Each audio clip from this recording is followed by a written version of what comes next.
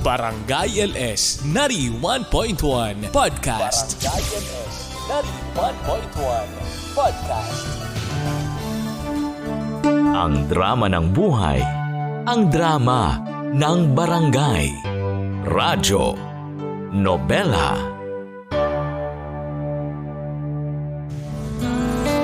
Si Mama Ganda sa Radyo Nobela.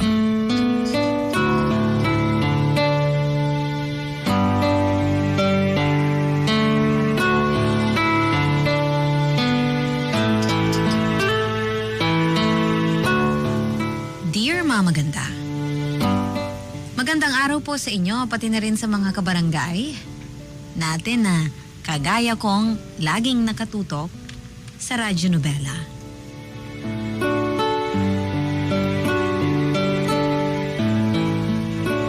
Just call me Shane. 27 years old at nagtatrabaho bilang isang car dealer. Sumulat ako ngayon hindi lang para magpakilig, kundi para na rin mag-iwan ng aral ang naging kwento kong ito ng buhay. Dalawa lamang kaming magkapatid ni Kuya Carl at mas matanda siya sa akin ng 3 taon. Dahil parehong nagtatrabaho ang mga magulang namin noon, kapag bakasyon ay madalas na inihahabilin kaming magkapatid sa kapitbahay o bahay ng tita ko. Pero nang marunong nang magluto at maglinis ng bahay si Kuya Carl, nagagawa na namin maiwan sa bahay ng kami na lang. Kaya naman kapag lumalabas si Kuya Carl para makipagkita sa mga kaibigan niya na nasa loob lang din ng subdivision namin, sinasama niya rin ako para hindi ako maiwan mag-isa sa bahay. Naging ka-close ko rin noon ang halos lahat ng mga kabarkada ng kuya ko. Mabait naman kasi silang lahat kahit madalas ako lang ang babaeng kasama nila. Masaya rin ako kapag pinapanood ko silang maglaro ng basketball. Masaya ako kapag kasama sila, puwera na lang kapag naandoon na ang best friend ni Kuya Carl na si Gian. Ako po si Shane at ito ang aking kwento.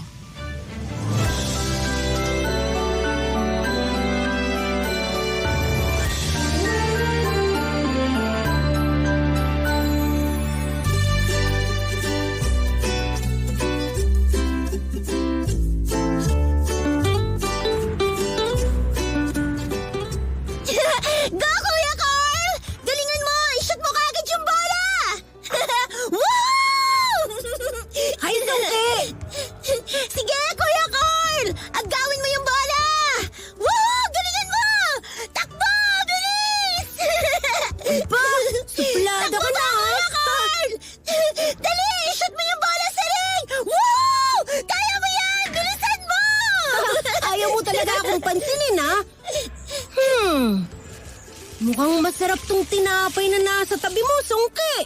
Hoy! Ano ba? Huwag mo ang hawakan yung pagkain ko. Ayun! Pinansin din ako ni Sungki. Hindi Sungki ang pangalan ko, ha? Shane! S-H-A-N-E! Shane!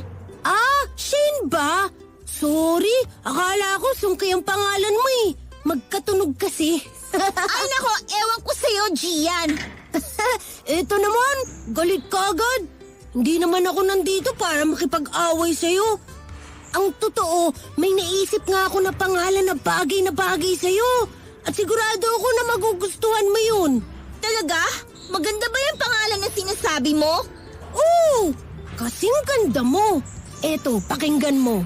Shane, Sungking, Kulot, Salot. O, diba? Bagay talaga sa'yo. Gian naman eh. Parang ewan. Umalis ka na nga lang dito sa tabi ko. Alis na! Alis na dyan! Teka! Huwag mo akong itulak. Saka bakit mo ba ako pinapaalis dito? Ikaw ba ang may-ari ng pwesto na to? Ha? Hindi. Pero ayaw kitang katabi kaya umalis ka na dito. Eh kung ayaw ko ring umalis dito, may magagawa ka ba? Oh! Ang kulit mo naman eh! Umalis ka na nga sabi sa tabi ko. Marami pa naman bakating pwesto dito sa covered court, oh. Kaya huwag ka na dito sa tabi ko, Gian. Ayoko umalis dito kasi nga dito ko gustong umupo. Sungking kulot salot. Hindi mo ba talaga ako titigilan, ha? Hindi ka na nakakatuwa, ha? Talaga? Hindi ka na natutuwa sa akin? Paano ba yan? Tuwang-tuwa ako sa bagong palayaw mo na sungking kulot salot. Ang kulit mo talaga! Tsaka bitawan mo nga yung pagkain ko! Isusumbong talaga kita kay Kuya Carl mamaya! Eh di sumbong mo ako sa kanya. Samahan pa kita eh. Ako naman ang kakampihan niya kasi ako ang best friend niya. Kaya hindi mo ako matatakot, sungking kulot salot. Sungking kulot salot. Sungking kulot salot. Aray, Shane! Bakit mo naman ako sinapak? Eh kasi ang kulit mo eh! Ang ingay-ingay mo pa! Akala mo siguro mapapaiyak mo ulit ako, no? Hindi na! Diyan ka na nga! Ako na lang ang lilipat ng pwesto! Che! Kagaya ng sinabi ko kanina, kaklose ko ang mga kaibigan ni Kuya Carl. Puwera na lang talaga sa best friend niyang si Gian. Ewan ko ba sa lalaking yon, dahil sa tuwing nakikita niya ako o nakakasama, wala na siyang ibang ginagawa kung hindi ang asarin ako. Noong una ay palagi niya akong napapaiyak dahil sa mga pangaasar niya. Pero natuto na rin akong lumaban ng pakikipag-asaran. Hanggang sa dumating ang point na kapag napipiko na ako sa kanya, nasusuntok ko na lang siya sa sobrang inis ko. Masaya naman ang childhood memories ko, Mama Ganda, na palagi lang talagang sinisira ni Gian. Mabuti na lang nang makatapos sila ni Kuya Carl ng high school, hindi ko na siya ulit nakita pa. Ang sabi ni Kuya Carl, sa ibang lugar na raw mag-aaral si Gian noon. At mula nga nang umalis siya sa lugar namin, doon naging tahimik ang buhay ko hanggang sa makatapos na ako ng pag-aaral sa kolehiyo.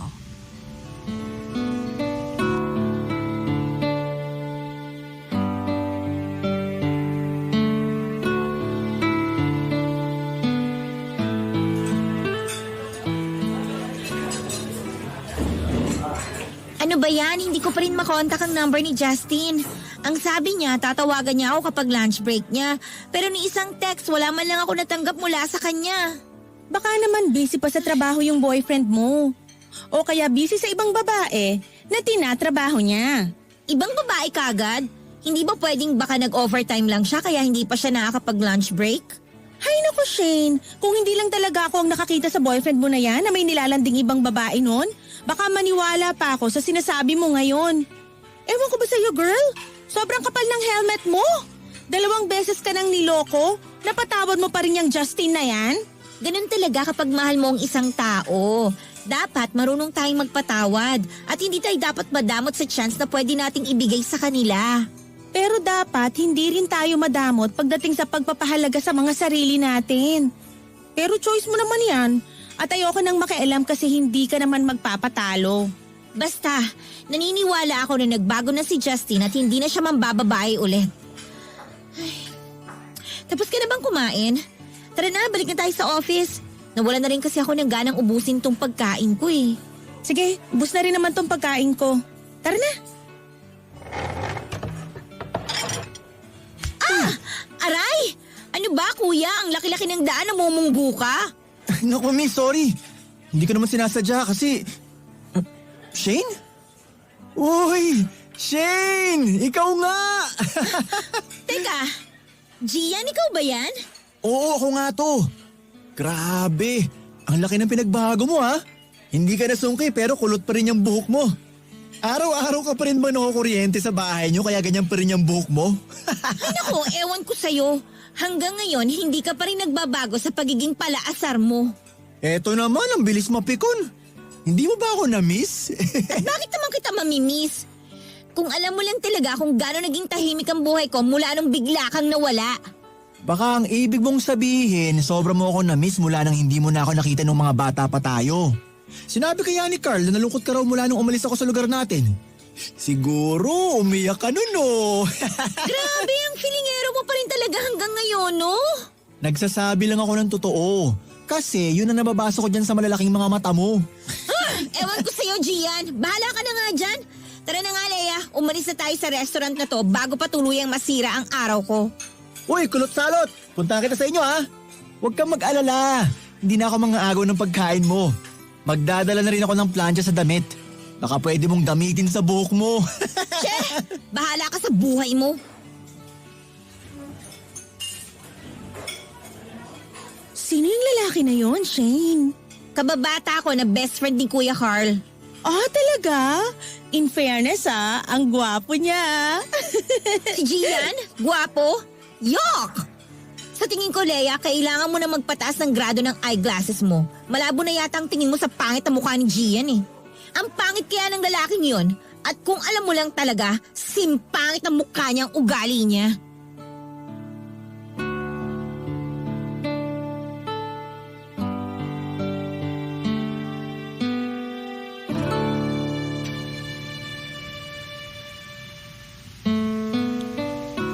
Saglit lang kami nag-usap noon ni Gian pero grabe na ang inis na binigay niya sa akin ang araw na yon. Nadala ko ang inis na yon hanggang sa makabalik kami ni Leia sa opisina at magsimulang magtrabaho. Si Leia naman ay paulit-ulit na sinasabi noon na ang gwapo talaga ni Gian. At kung single lang daw ako, pwede ko raw gawing boyfriend si Gian dahil halata raw na may gusto ito sa akin. Hindi ako makapaniwala sa narinig kong sinabi ni Leia. Dahil hindi ko alam kung saan niya nakuha ang ideya na mukhang may gusto sa akin si Gian. Kung totoo may gusto siya sa akin baka ang gusto niya lang talaga ay muling inisin ang buhay ko sa tuwing magkikita kaming dalawa. Kinagabihan nang makauwi ako sa bahay namin, kinuwento ko kay Kuya Carl ang nakakainis na pagkikita namin ng best friend niyang si Gian. Sinabi niya na nagkausap na rin silang dalawa at malapit lang daw sa opisina ko ang pinagtatrabahuhan ni Gian. Baka raw mas mapadalas pa ang pagkikita namin dahil konti lang ang kainan sa lugar na yon. Pinakita ako kay Kuya Carl na naiinis ako at sinabi ko na sana huwag na ulit mag-cruise ang landas naming dalawa. Sa totoo lang, mamaganda. Mula nang umalis si Gian noon, sa lugar namin ay nanibago talaga ako. Naging tahimik kasi bigla ang buhay ko dahil wala nang nang-aasar sa akin na best friend ng aking kuya. Pero habang tumatagal noon, iba na ang hatid ng katahimikan na yon sa akin.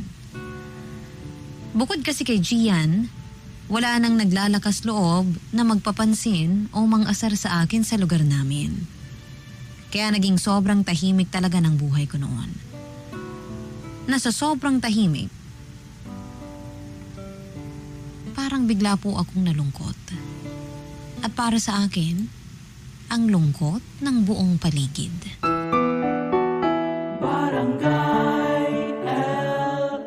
91.1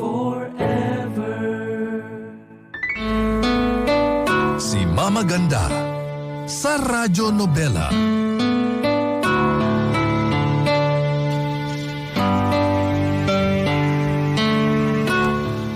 Napansin ko rin, mamaganda ang malaking pagbabago sa hitsura ni Gia nang magkita kami sa kainan.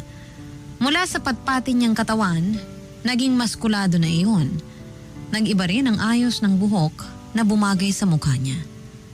Bagay rin sa kanya ang suot niya na fitted na polo dahil mas kapansin-pansin ang magandang hubog ng kanyang mga braso. In short, medyo agree talaga ako sa sinabi ng kaibigan ko at kaopisina na si Leia na gwapo nga talaga si Gian. Pero dahil nakakainis ang ugali niya, pumapangit pa rin siya para sa akin. Sa aking paningin. Kinagabihan din noon ay inad niya po ako sa Facebook at gusto kong magsisi na in-accept ko ang friend request niya sa akin. Dahil hanggang Facebook Messenger ay inaasar niya pa rin ako. Munti ko na nga siyang mablock noon dahil pati ba naman hitsura ng boyfriend kong si Justin ay inaasar din niya.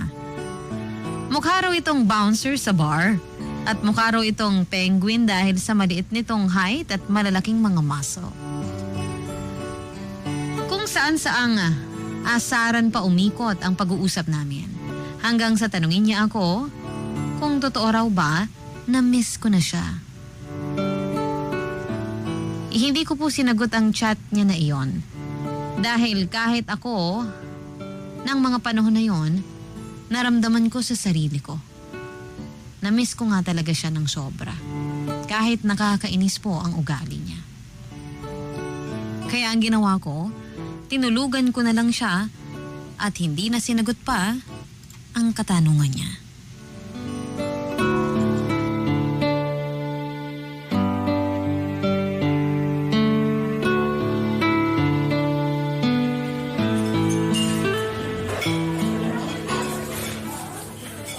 Ang tagal naman ni Leia.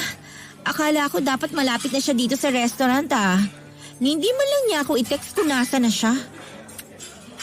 Teka, si Justin ba yung nasa kabilang table? Akala ko sasamahan niya ang mami niya na magpa-check up ngayon. Tsaka sino yung babaeng kasama niya? Malapitan na nga sila.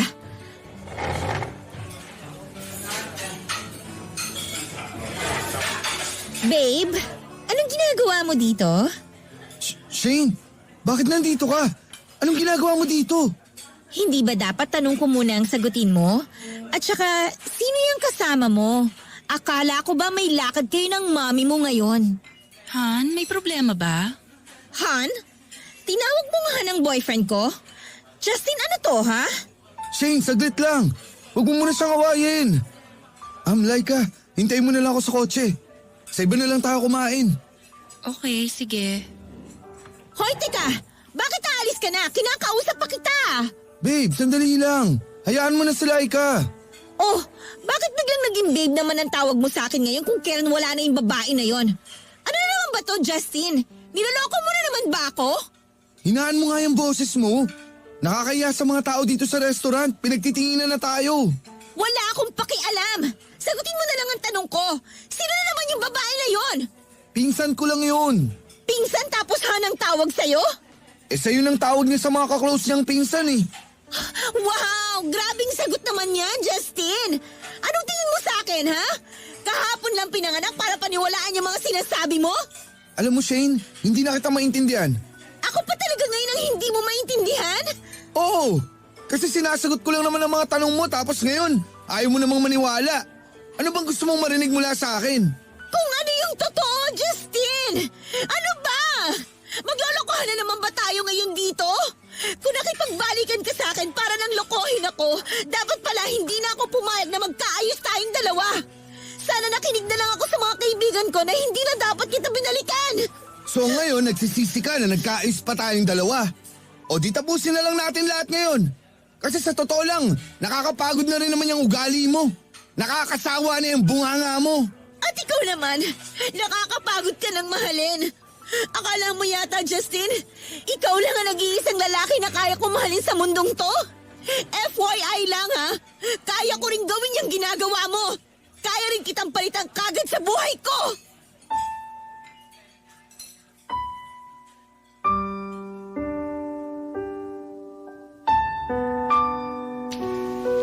Hindi po yun ang unang beses, mga maganda, na nahuli kong may kasamang ibang babae si Justin. Pangatlo o pang-apat na beses na yata yon.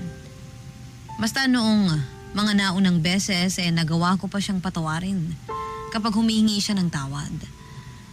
First boyfriend ko kasi siya, kaya hirap na hirap akong bitawan. Ewan ko ba kung bakit marami akong nakikilala na kagaya kong babae na hirap makamove on sa mga naging first boyfriend nila. Yung feeling na parang pinipilit ko na lang kumbinsihin ang sarili ko na mahalin si Justin. Kasi nga, gusto ko na siya. Siya na ang gusto kong makasama habang buhay. Dahil siya ang first boyfriend ko. Kumbaga first and last sana. Pero hindi naman kasi lahat ng gusto ay pwedeng mangyari, mga maganda. Lalo na kung masyado na tayong nasasaktan ng dahil sa mga bagay na pinipilit pa nating mangyari. Nang sinabi ko kay Justin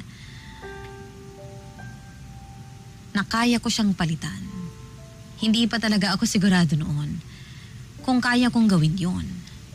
Dahil kahit ilang beses niya na akong nasaktan, may bahagi pa rin sa puso ko ang umaasa. Na sana magkabalikan pa rin kaming dalawa. Maaring nasabi ko mga bagay na yun dahil sa pride. At dahil sa galit ko, na muli na naman niyang inulit ang mga kasalanan niya sa akin.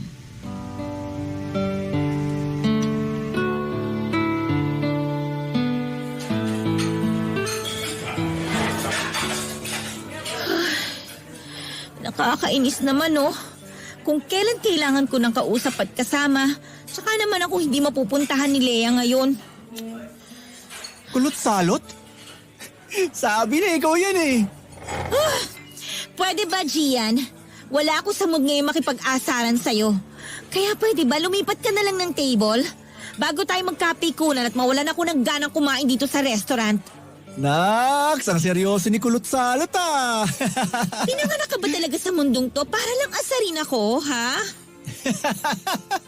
Pinanganak ako para iparealize na mas bagay sa'yo na sungki ang mga ngipin at kulot ang buhok.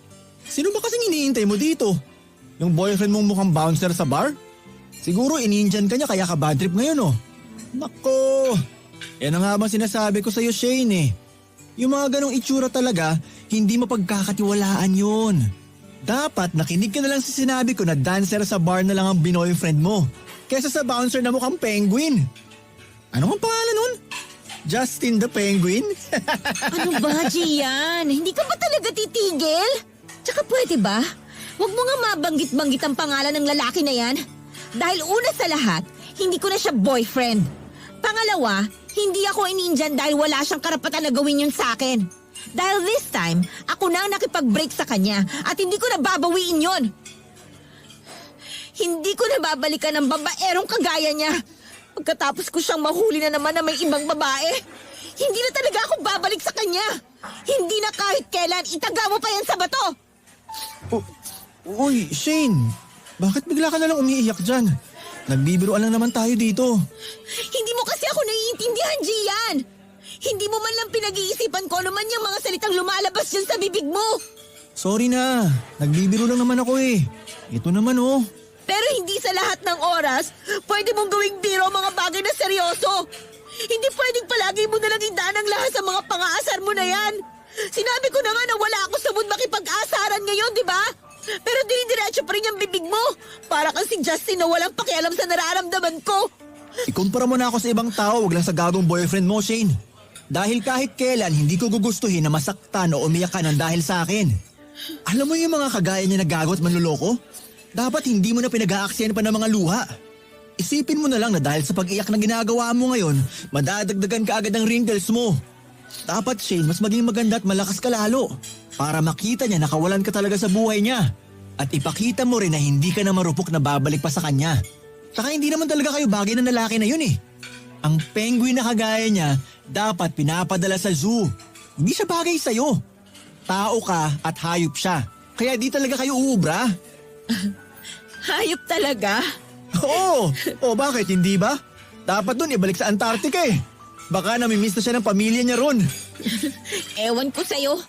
Ang lakas mo talagang mang-asar at manlait ng ibang tao. Ayan! Sa wakas! Napangiti na rin kita. Sorry talaga kanina. Hindi ko alam na mabigat palang pinagdadaanan mo ngayon. Akala ko may period ka lang kaya seryoso ka. Wala yon. Pasensya ka na rin kasi napagbuntunan kita ng inis ko. Pero thank you sa mga sinabi mo kanina. Ang lalim nun tumagos talaga dito sa dibdib ko. Hala?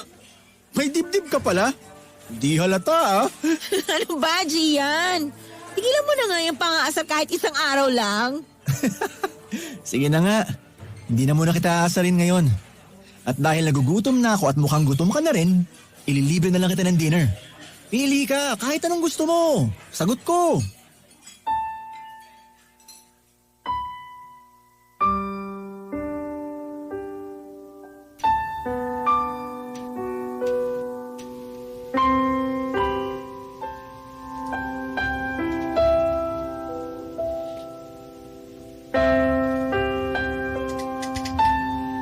Naramdaman ko ang sincerity sa mga sinabi ni Gian sa paghingi niya sa akin ng tawad. Kaya naman pumayag na rin ako na sabay kaming kumain sa isang lamesa sa restaurant na yon.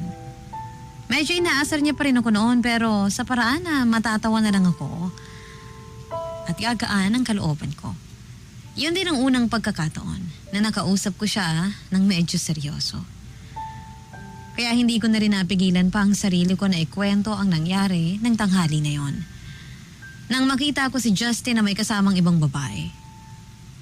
Naiyak na nga rin ako habang nagkukwento at inabutan naman ako ni Gian ng panyo niya. Muli niyang sinabi noon na dapat ay hindi ako nagsasayang ng luha para sa isang walang kwentang lalaking katulad ni Justin. May iba pa siyang binigay na payo sa akin ng gabi na yon. Malalalim na payo na hindi ko inaasahan na magmumula sa kanya. Hindi kasi ako sanay na mag-ausap siya ng seryosohan.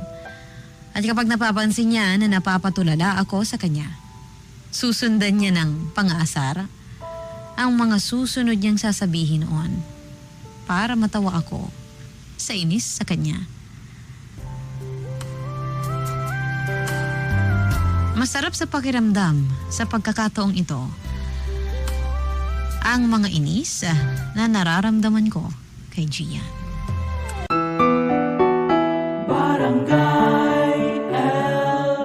In Lucena, 91.1. Si Mama Ganda sa Radyo Nobela.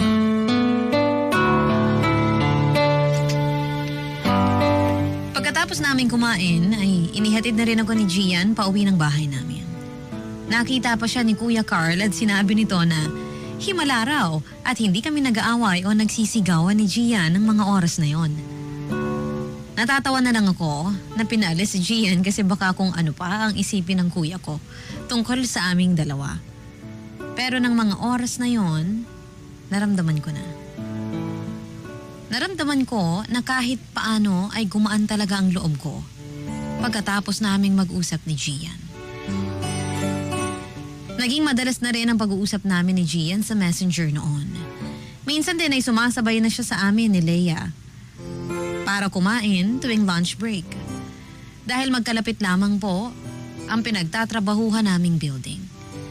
Inaasar na tuloy ako ni Leia na may papalit na raw kaagad kay Justin sa aking puso. Wala pa yun sa isip ko noon, mga maganda, dahil alam ko naman na hindi ako ang tipo ng babae ni Gian. Kaya nga niya ako palaging inaasar dahil hindi ako ang tipo niya. Pero nangyayain niya akong kumain sa labas nang kaming dalawa lamang. Hindi na rin ako tumanggi pa sa imbitasyon na yon. At doon ako medyo nakaramdam ng mas kakaiba pang pagtingin para sa kanya.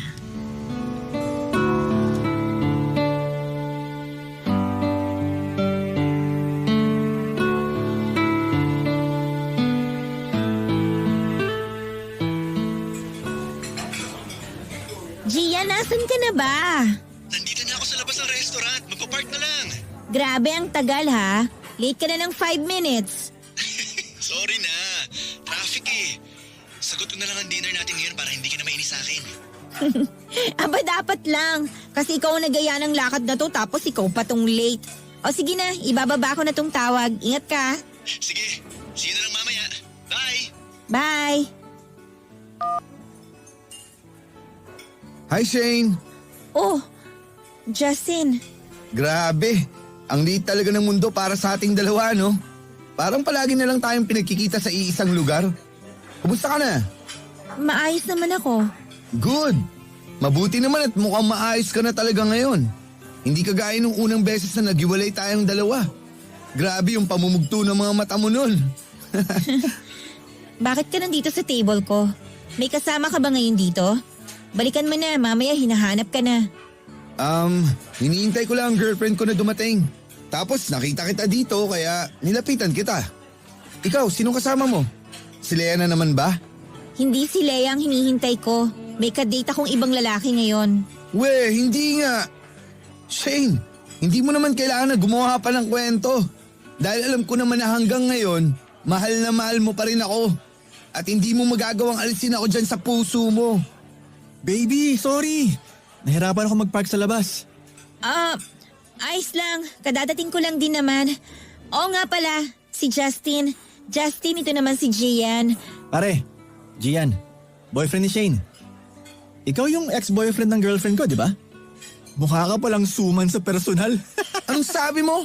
Ang ibig sabihin ni Gian, kung natikman mo na raw ba yung suman sa restaurant na to, Justin? Kasi best seller nila yun dito, di ba baby? Oo, tama ka baby. Iba yata ang pagkakarinig ng ex-boyfriend mo eh. Ang liit kasi ng mga tenga niya. Alam mo, hindi ko na gusto ang tabas ng dila mo ah. Oh, bakit? Totoo naman, di ba? Subukan mo kayong humarap sa salamin para makita mo kung gaano kaliit yung tenga mo para sa malaki mong muka.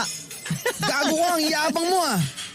Baby, parang gusto ko na lang kumain sa ibang restaurant. Halika na, tara na, alis na tayo dito.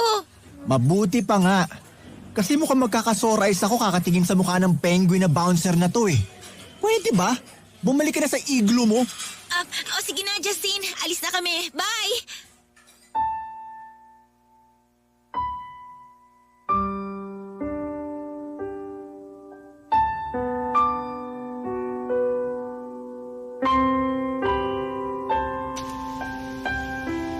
Nakita ko ang pamumula ng mukha ni Justin dahil sa pangaasar na ginawa sa kanya ni Gian. Ni hindi nga siya nakasagot sa pagpapaalam ko sa kanya. Lumabas na nga kami ni Gian at sa ibang restaurant na lang kami kumain. Halos hindi ko na malasahan noon ang kinain ko dahil sa lakas ng mga tawanan namin ni Gian habang kumakain. Pinagkwentuhan kasi namin noon ang nakakatawang hitsura ni Justin nang iwan namin siya sa lamesa kung saan dapat kami kakain. Nagpasalamat din ako kay Gian sa ginawa niyang pagpapanggap bilang boyfriend ko para hindi ako magmukhang kawawa sa harap ng ex-boyfriend ko. Noon ko lang talaga napagtanto na mabait naman pala si Gian. Dahil ng gabi na yon, ang dati kong kaaway ay bigla na lang naging knight in shining armor ko. Pagkatapos namin kumain ay plano na rin sana naming umuwi ng bahay. Natapos kaming mag-dinner at lumabas kami ng restaurant na yon na parehong halos kinakabag na mga tiyan dahil sa katatawa. Pero bago pa kami makarating kung saan nakapark ang kotse ni Gian, nadaanan pa namin ang restaurant kung saan kumakain si Justin. At nang makita ko si Justin na nakangiti habang hawak ang kamay ng babaeng kasama niya, medyo naguluhan ako sa nararamdaman ko noon. Kaya nang magaya si Gia na mamasyal muna kami sa seaside ng isang mall, pumayag na rin ako para makapagpahangin bago niya ako ihatid sa aming bahay.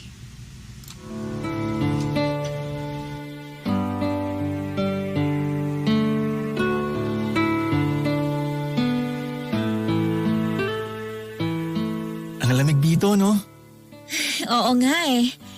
Thank you pala kasi dito mo ako naisipang dalhin. Kahit medyo malansa yung amoy ng hangin, malamig naman. May beach talaga sana akong gusto kong puntahan natin, kaya lang masyado malayo. Baka hindi na ako makadalaw sa bahay nyo kapag madaling araw na kita mahatid sa inyo. Alam mo naman yung kuya mo eh. Kahit mag-best friends kami, bantay sarado ka pa rin nun. Sinabi mo pa. Kaya nga rin siguro nagustuhan ko si Justin kasi naglakas loob siya na harapin ng mga magulang ko. Pati na si kuya nung nililigawan niya pa lang ako. Kala ko perfect na yung relasyon namin. Yun pala, nabulag lang talaga ako sa pagmamahal ko para sa kanya. Ay, pero alam mo, kahit 2 linggo pa lang ang nakakalipas mula nung maghiwalay kami, parang hindi na ako masyadong nasasaktan ngayon. Nang makita ko si Justine kanina na may kasamang iba, may kirot sa dibdib ko pero parang ayos na sa akin ang lahat. Parang tanggap ko nang hindi na talaga kami magkakabalikan pa. Mabuti naman kung ganun. Ang ibig sabihin lang nun, hindi dadami ang wrinkles mo nang dahil sa penguin na yon. Sinabi mo pa. Teka, may tanong ako. Naalala mo pa ba yung ginawa mo nung 13th birthday celebration ko? Oo naman! Kahit kailan hindi ko yun makakalimutan. Kumuha ka pa talaga ng 1 timbang tubig sa loob ng bahay nyo nun. Tapos binuhos mo sa akin para lang tumigil ako sa pagsasayaw na ginagawa ko. Kasi naman nakakainis yung ginawa mo na sinuot mo talaga yung dress ko tapos nag-effort ka pa na magsuot ng kulot na wig para lang magaya mo ko. Grabe Gian, ikaw talagang sumira ng birthday celebration ko noon. Uy, wala akong plano na sirain ang birthday celebration mo na yun ha. Talaga lang ha? Ano palang gusto mong mangyari nun? Gusto kong gawin na memorable ang birthday mo na yun. Kasi yun ang huling birthday mo na makakasama kita. Nakaplano na rin kasi ang pag-alis namin nun. Kaya gusto ko mag-iwan ng sobrang memorable na birthday celebration para sa'yo. Successful naman, di ba? Kita mo nga, bigla mo na lang yun naalala ngayon. Alam mo nung bata pa ako, naiinis talaga ako kapag naaalala ko yun.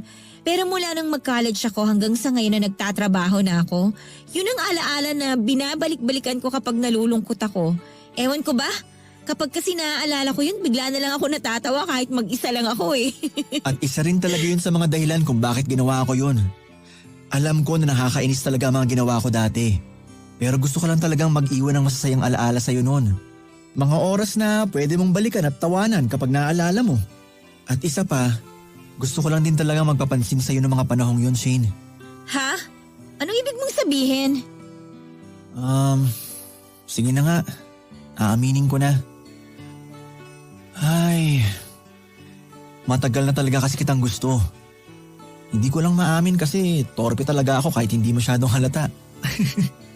Alam din yun ng kuya mo at ang bili niya sa akin, hindi pa kita pwedeng ligawan kasi nga mga bata pa tayo noon. Kaya sobrang nagpapapansin na lang ako sa'yo. Kasi yun lang ang alam kong paraan para matago ko yung feelings ko para sa'yo eh. Effective naman, di ba?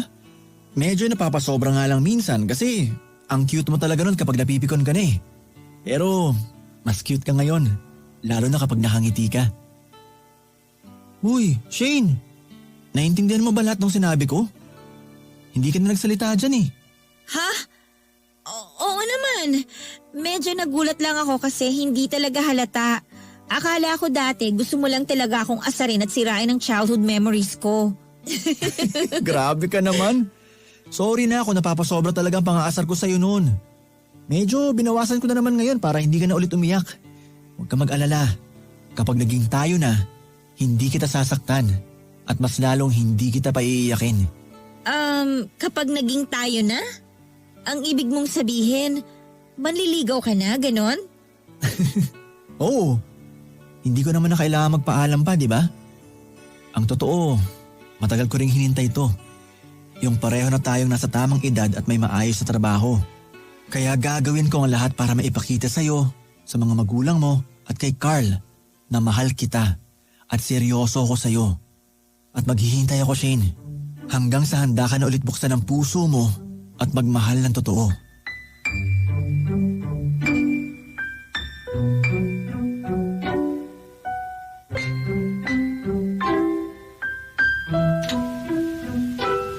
Sa totoo lang, medyo naluluha ako sa sinabing yun ni Gian sa akin. Ewan ko ba, ang corny ng mga lines niya pero ramdam na ramdam ko. Siguro ganun lang talaga kapag nararamdaman mo na sincere sa mga sinasabi niya ang isang tao. Nakakaiyak na hindi ko maipaliwanag ang pakiramdam. Nang makauwi ako sa bahay namin, ay kinausap ko si Kuya tungkol sa mga sinabi sa akin ni Gian. Sinabi niya na totoo raw na noon pa man ay may gusto na sa akin si Gian at siya ang nagbawal dito na pormahan ako. Kasi masyado pa raw akong bata noon. Bago nga raw umalis si Gian sa lugar namin noon ay nangako pa ito sa kanya na babalik at liligawan ako sa tamang oras. At yun na nga, ang araw at tamang oras na tinutukoy ni Gian. Ang nakakatuwa pa sa kwento ni Kuya Carl, kahit kailan daw ay hindi nagka-girlfriend si Gian. Nangako pa nga raw ito sa kapatid ko na kung hindi raw ako ang makakatuluyan nito, magpapakatandang binata na lamang daw siya. Kinilig po ako sa mga nalaman ko, mga maganda.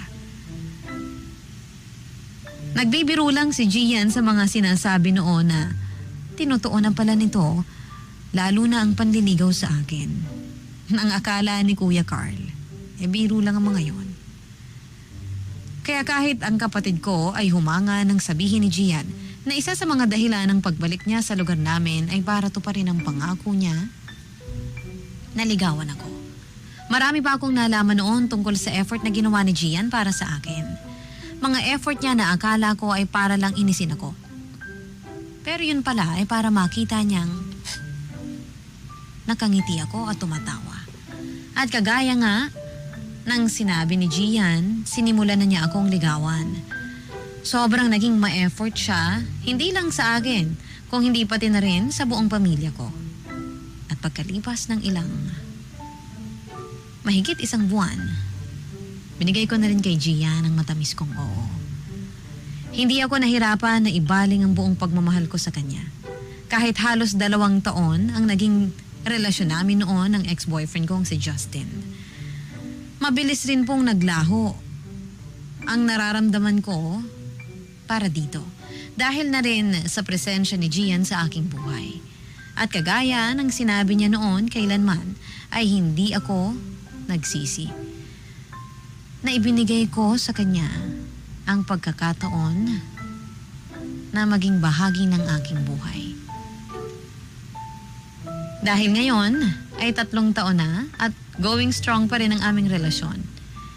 Hindi niya ako sinaktan kagaya ng pangako niya pero palagi naman niya akong napapaiyak. Palagi ako napapaiyak ni Gian sa kilig at kakatawa sa mga kwento at sorpresa na ginagawa niya. Maraming salamat po mga maganda sa pagbasa niyo sa aking sulat. Muli, ako po ang inyong forever kapuso at kabarangay. Shane. Ang drama ng buhay, ang drama ng barangay. Radyo, nobela.